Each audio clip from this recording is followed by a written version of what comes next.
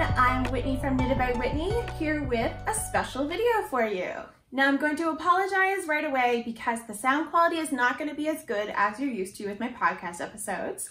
And that's because I'm standing around and I'm going to be moving around, and I wasn't able to use my microphone the way that I normally do for my podcast because I have this big microphone that I usually put on a little table right beneath my camera, which is my phone.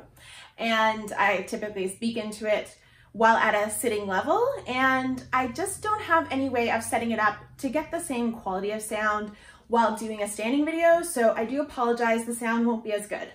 Also, because I'm not using my microphone, there might be more of a chance of some background noise, which in this house means our pets. So if you hear Rue clicking around in the background or the cats making noise, I do apologize for that. But I have a really fun video to share with you today.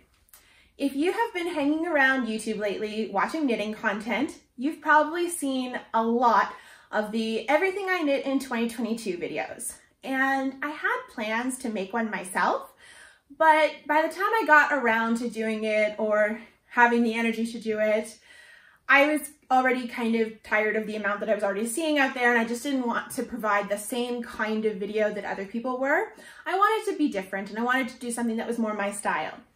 So I was watching YouTube earlier today, and I found a new to me knitting and crocheting YouTuber. Her name is Emma, and she runs a channel called Made in the Moment. And I was watching her video today that was ranking everything that I knit and crocheted in 2022, which I'll put right here. And I liked that video because Emma not only looked back on everything that she made in the year, she also paid attention to how she felt about each of those projects and decided how they ranked in her wardrobe. And in some cases, they weren't in her wardrobe anymore for various reasons. So I really liked that, and I thought it was really cool. So I'm not going to copy Emma exactly because Emma used a software program to record her screen and use this really cool ranking tool, which she said is free online, but it's just not something that I feel comfortable learning on the fly to do for a video to put out now. Also, if you heard that noise, that was Bennett jumping down and coming over to see me. Hello. He might pop up, he might not, you might not see him, who knows. Anyway, hello, you are gonna come up. Hello, do you want to see the people? Yeah? Do you want to see the people? They don't look like people to you. They're a phone. So Emma gave her projects 1 of 6 rankings: iconic, turning heads in the streets, something to talk about, wearable, meh, and never again. And in her video, Emma talked about how her 2nd and 3rd rankings, the turning heads in the streets and something to talk about, were generally on par. So for my rankings, I'm going to take 5 of her rankings and lump that second one together. So I'm going to be ranking my knits from iconic to something to talk about, wearable, meh, and never again. And I'm going to be bringing you along for the ride. Make sure my hair looks okay, not too many pieces sticking up. Okay. I'm going to be going through my projects in chronological order, starting with my first project in January, which was the School Run Headband by Laura Penrose of Penrose Knits. And I completed this last January. It came out last fall of 2021, I think. Let's see if I can get it on without ruining my hair too much. There we go. Okay, so this is my School Run headband, which is this lovely picot-edged headband featuring this knot, which I like to wear slightly off to the side. I found that center on, it just doesn't suit my face very well, and that's probably because I part my hair on the side. I find center parts don't look good on me because I have quite a round face, similar with knotted headbands. So this is my headband, and it is made with Ravenswood Fibers DK weight yarn, which is actually the first indie dyed yarn that I ever bought. And this was back in like 2016, 2017. I went to a trunk show with some friends and bought this yarn, and it sat in stash for years and years and years because I didn't know what to do with it. until Laura's pattern came along, and I thought that's absolutely perfect.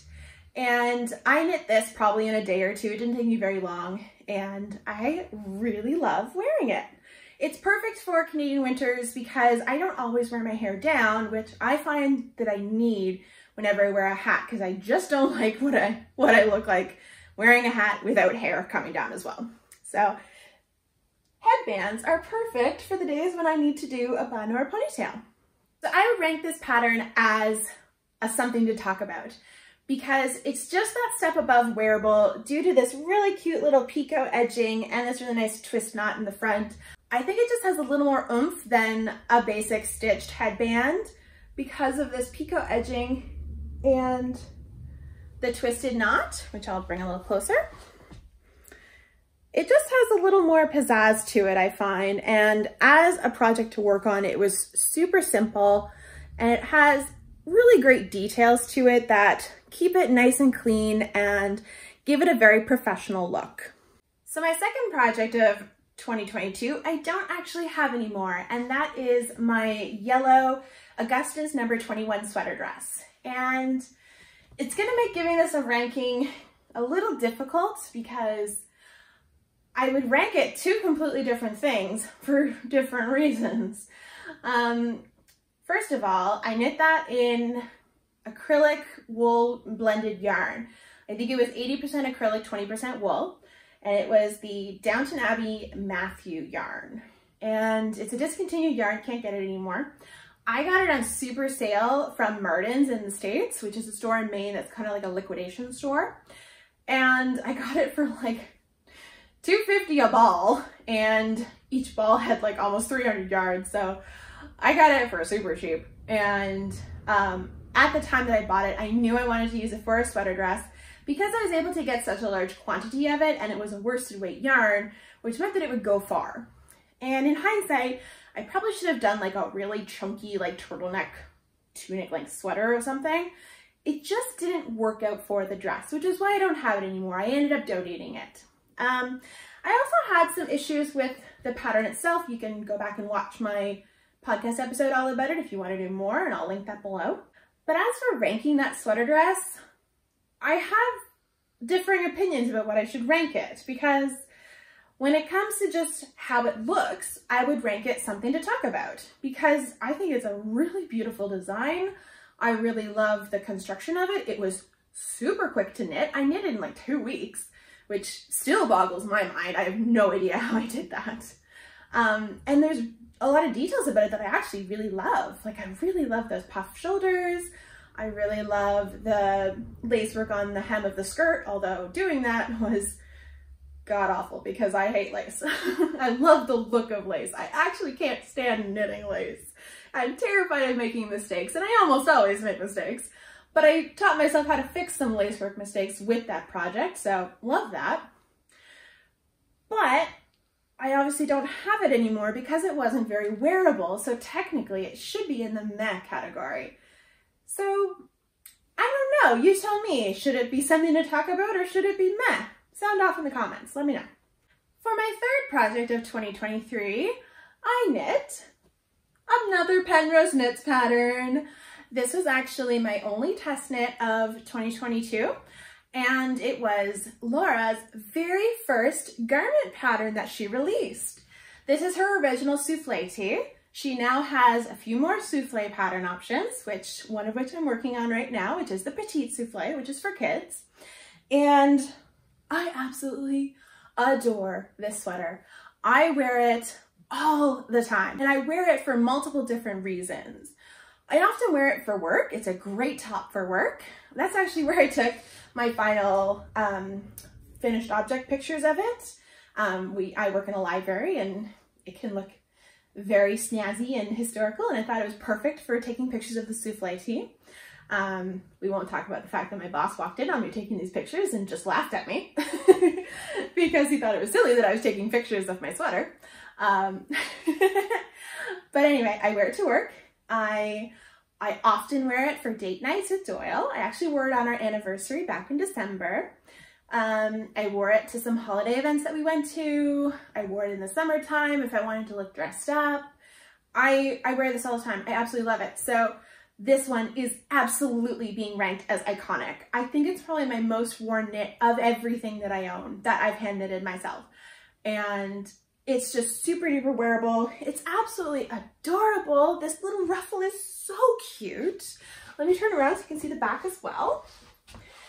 It features this really cute keyhole detail, which mine is off center because I actually knitted my I-cord edging when the pattern was inside out. Because that's the problem with using dark yarn. You don't quite know which side is which. But anyway, it works fine for me. I think it's still really, really cute. I have plans to knit more, at least one more, because this is in alpaca yarn. Alpaca is hot. And it's actually kind of funny. The first time that I wore this, I typically wear tank tops underneath my knits. And because this is a t-shirt, it hits my underarm. When I took the sweater off to then go to the gym where I was wearing a tank top that day, I noticed that I had an armpit full of fuzzies, which not the look I was going for. I managed to get them off. It wasn't a big deal. But yeah, alpaca under your armpits is very fuzzy. Good tip to know. So I want to make one in a different material, a plant-based material. I have some tencel yarn, which I've been intending to use for a souffle tee, and I have exactly the amount that I need to make this pattern. So I'm thinking about making that, but I don't know when. So stay tuned. I might have that soon, might have that later. Who knows? But anyway, my souffle tee is most definitely an iconic knit. My fourth finished object for 2022 is this, which is just a hat by Galina Shemchuk. I hope I pronounced that right. If not, I do apologize. And I call this my Sauron hat because the yarn is by Bumblebee Fibers and it is in the color Eye of Sauron, hence the name, my Sauron hat. And I did this hat kind of on a whim because I received a sponsored product and I needed to provide a review of that product on my YouTube channel, and I needed a quick project to knit in order to show off the product. And that was the BenQ Genie evening lamp, which I'll link the video below so you can see it. But yeah, I just whipped this up quickly in order to do a quick video to provide content for that review. And I would rank this hat as just wearable for a couple reasons. Take it off and show you and get rid of my hat hair. So this features this really beautiful, I think it's English rib style pattern, which is where you have a row of knits, a row of purls, and garter in between. So bring that really close. And it's a beautiful stitch pattern, but as you can tell, because I used variegated yarn, you can barely see that pattern. So I'm kind of sad about that. I wish there was a better way of seeing this stitch, and well, there is.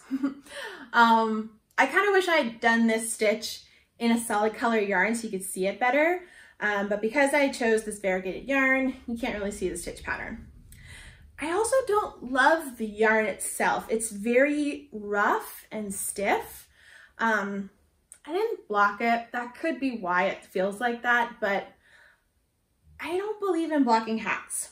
Might be a controversial opinion, but I don't believe in blocking hats. I don't feel that it's necessary because hats are supposed to be snug to your head so that they stay on nice and snug and you stay warm.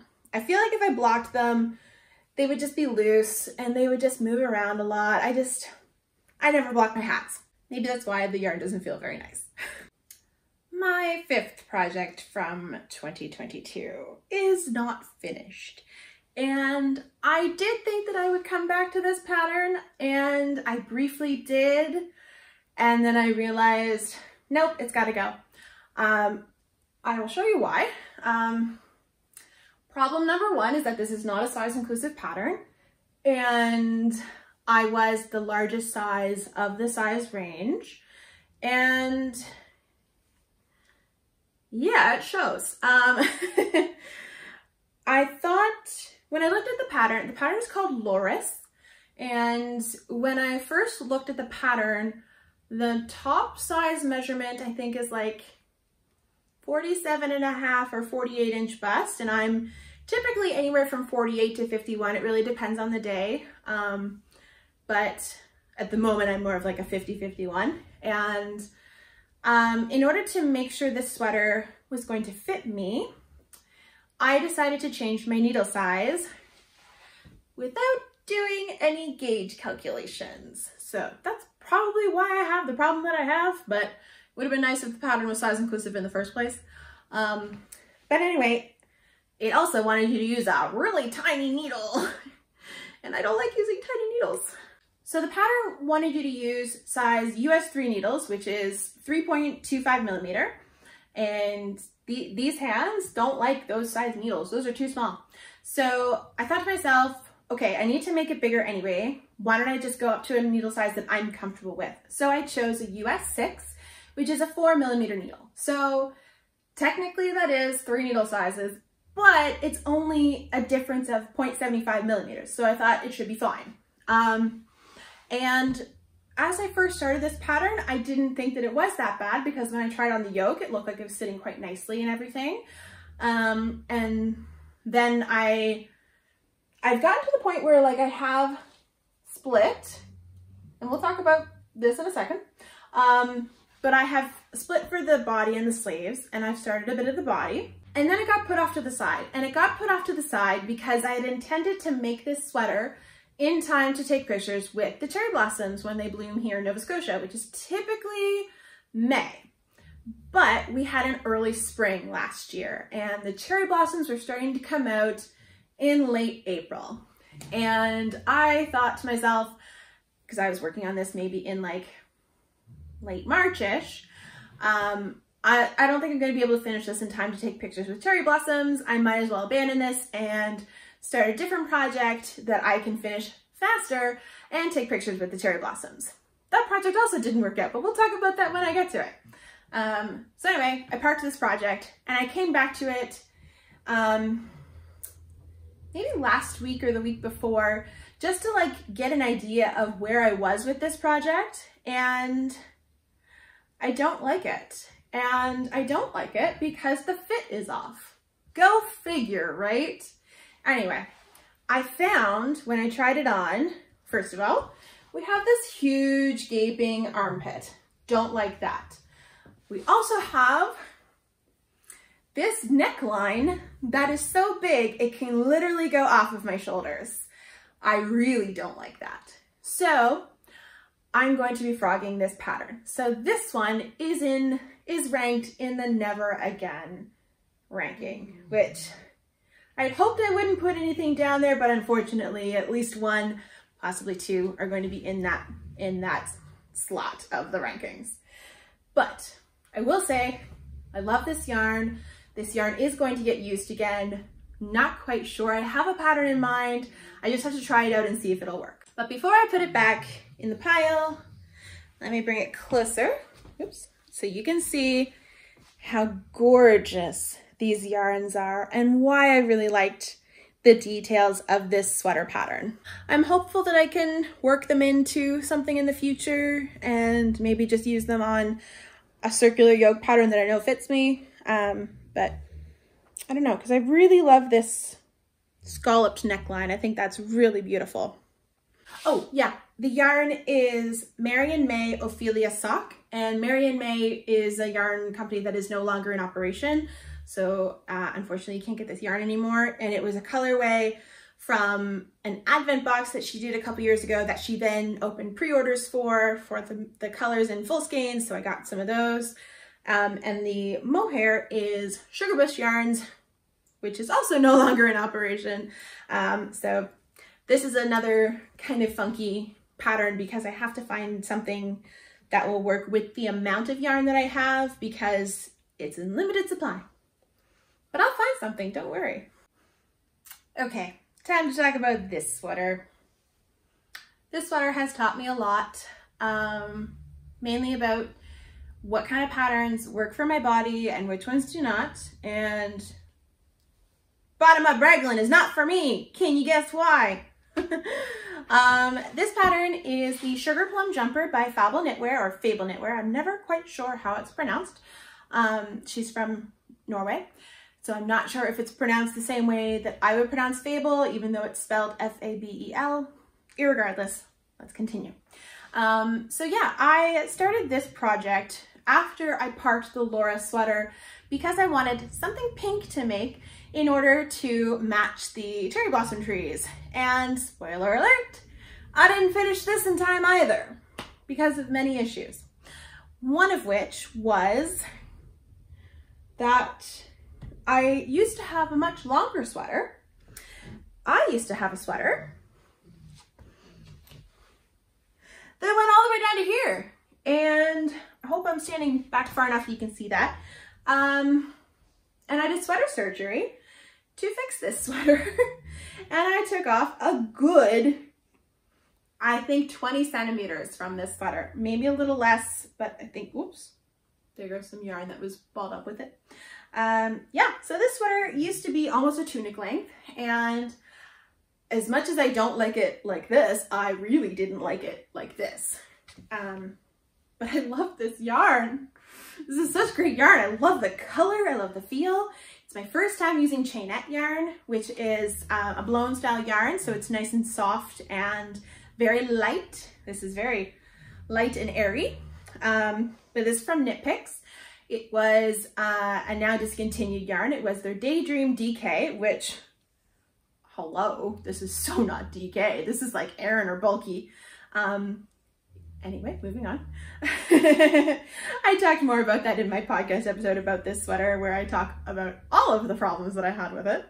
But length was a problem because I knit the length recommended in the pattern, but then I had to do my yoke decreases, which did not work out for me because this pattern only had one yoke depth across all of the sizes. Now, I have way more stitches on my body and sleeves than someone knitting a much smaller size. And subsequently, I need to decrease those stitches at a faster rate than someone who has fewer stitches so that my yoke does not end up this long. And of course, the pattern didn't have that. So I will not knit this pattern again. So this is ranked in the never again section. Definitely using the yarn again, just not this pattern again, because fit-wise, it did not work out. I also ended up taking off about 10 to 15 centimeters off of my sleeves because when I finished it, my sleeves were like down to here. I looked like one of those blow up dudes at the car dealerships. They go, woo, because my sleeves were really that long. Anyway, I did trim them. I did wear this in a video. I wore it in my 30 more size inclusive advent patterns video, just because I really wanted something bright on that day. But really, I never wear this sweater. It sits in my closet waiting to be frogged and knitted up into something better that fits me properly. Because I love the color. I need this color in my wardrobe. It's so fun. But yeah, it just doesn't fit me at all. And you really notice it when I stand like this because the armpit of the sweater is out to here. My actual armpit is here. So that is a significant amount of yarn and stitches. So this doesn't fit me. So this is in the never again category. So after doing those two failed projects, trying to have something finished in time to take pictures with the cherry blossoms and not actually accomplishing that, but I did get a really lovely picture with the lupins in our area wearing the hot pink sweater. So silver lining, I guess. So after finishing those two patterns, I realized I was quickly losing time that I could be spending knitting two very special sweaters. And if you've been around this channel, you know which ones I'm talking about. I am talking about the sweaters that Doyle and I wore for our engagement photo shoot, which I'll include a picture of here because it was just so stinking cute. I absolutely loved it. I loved that we had these sweaters. It looked amazing. Anyway, I needed to knit two full sweaters, one of which was an all-over colorwork pattern. And it was a very intricate all-over colorwork pattern, but I'll get to that in a minute. First, I'm going to talk about Doyle's hoodie. Okay. This is not the first time that I've worn Doyle's hoodie. I do know that it fits me. It doesn't fit me comfortably, but it does fit me a little bit. So after I finished this project, I learned that the designer of this pattern is known for bullying and harassment, both online and in person. So I choose not to support this designer anymore, but it is the Montrealer hoodie. But if you want to knit yourself or your partner a hoodie, I recommend two patterns. I recommend the Clubhouse Raglan hoodie by Two of Wands or the Hot Toddy hoodie by Knititude. Now I specifically recommend the Clubhouse Raglan hoodie because I actually used part of that pattern when making this design. So I followed the instructions for the Montrealer for most of this pattern, but for one key piece, I followed Two of Wands' instructions from her Clubhouse Raglan hoodie, which I also have that pattern. And that's the hood, which looks kind of funny on me. I know I don't look good in hoods, but I followed her lovely sloped hood, which is absolutely perfect. Looks way better on Doyle than it does on me, because I'm not a hood person. They just don't look good on me. Anyway, the reason I followed the Clubhouse Raglan hoodie instructions for the hood instead of the Montrealer is because the Montrealer had a seamed hood, and if you've been here for a while, you know I do not like seaming at all.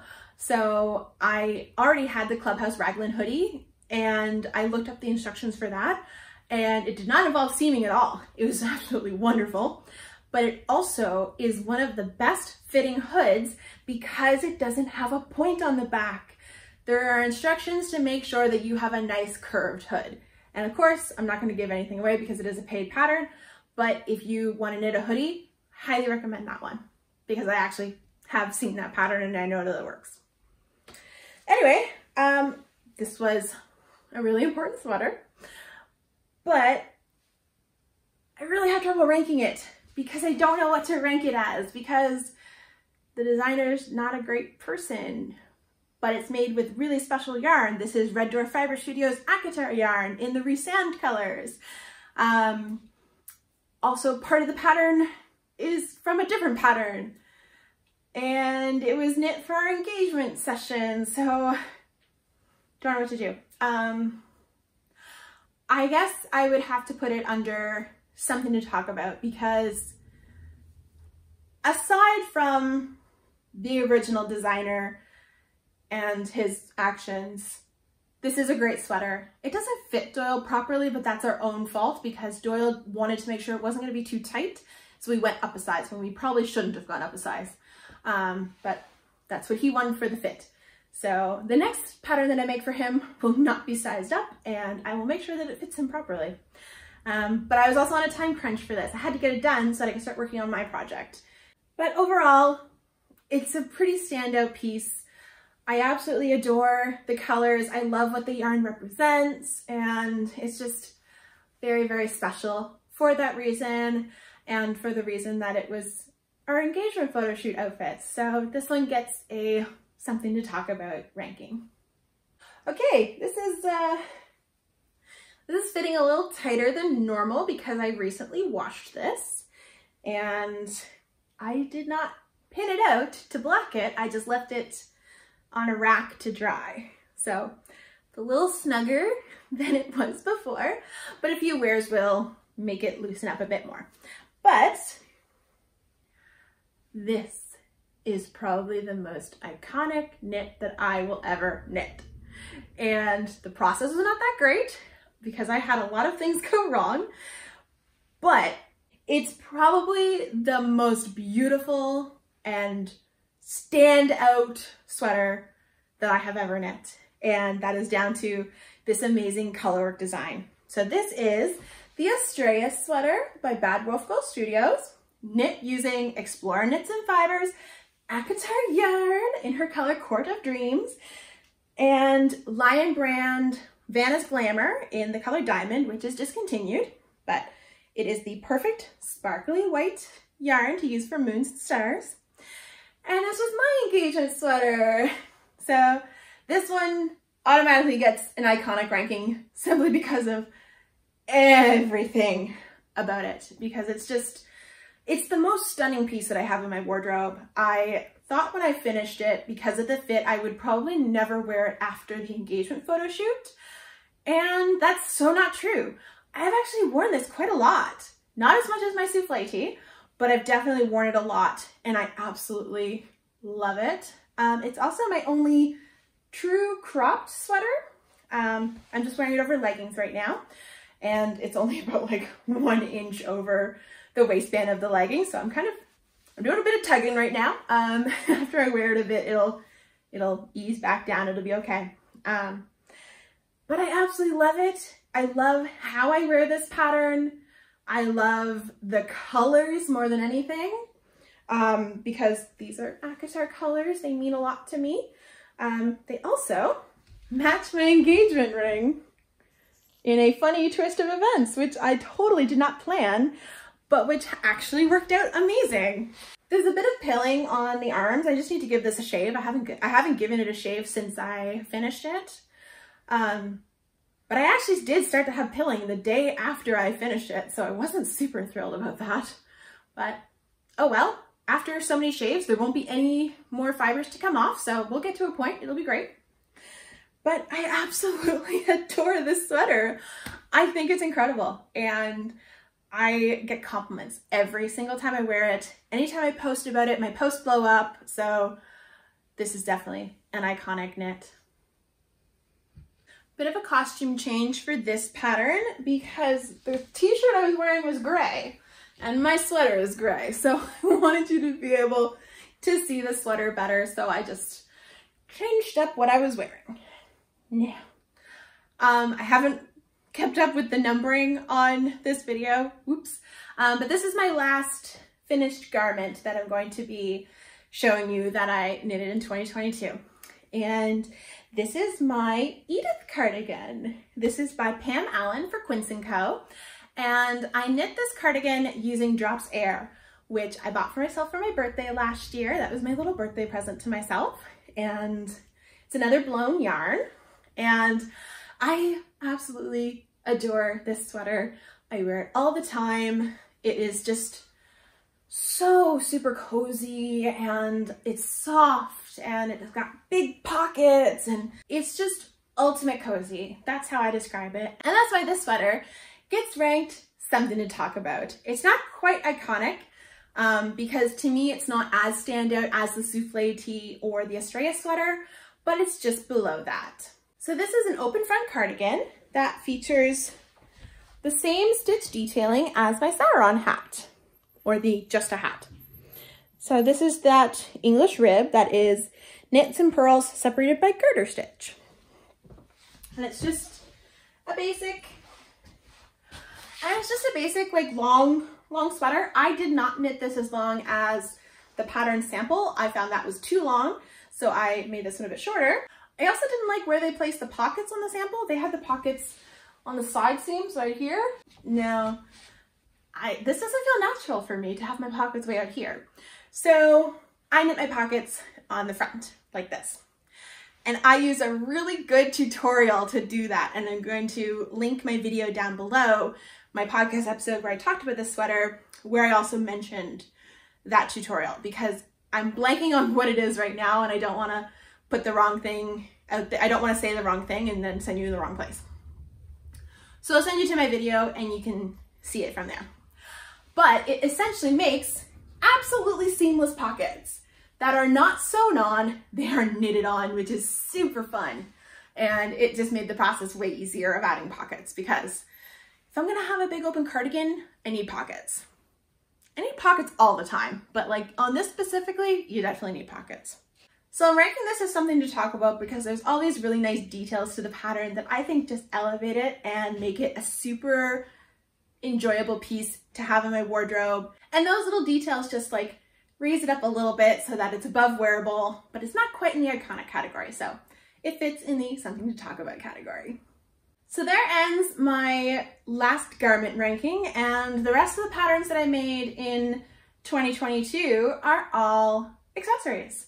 And they are all the same accessory, they're all hats, but they're two different hat patterns. The first hat pattern that I knit 2 hats from, and then the second hat pattern that I knit 3 hats from. So let's get into some hats.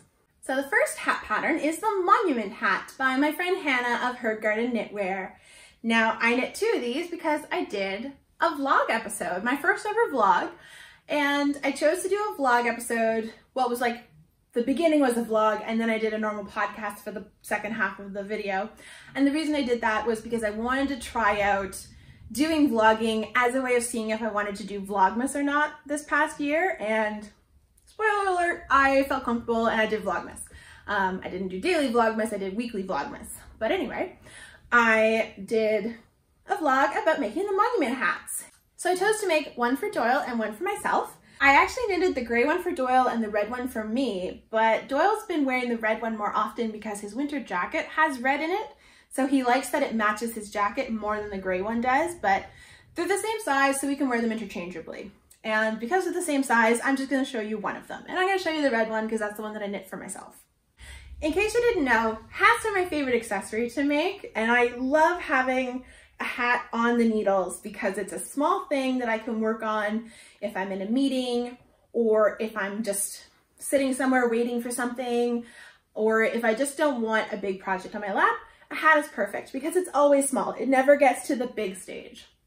And when it gets to the stage that it's done, I can just cast on a new one and just have another little hat going. So it's great. I love hats. And they're always useful, especially here in Canada. It's cold for like 6 months of the year. So I need a hat. I need multiple hats because I like to wear multiple colors and I like to have different styles. So I knit these hats back in November and I fell in love with the pattern because of this really nice stitch detail, which I'll hold a bit closer.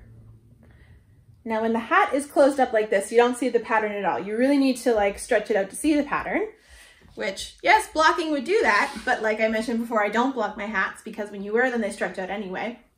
So now that I have it on, you can see that this stitch pattern is visible when it's not like this.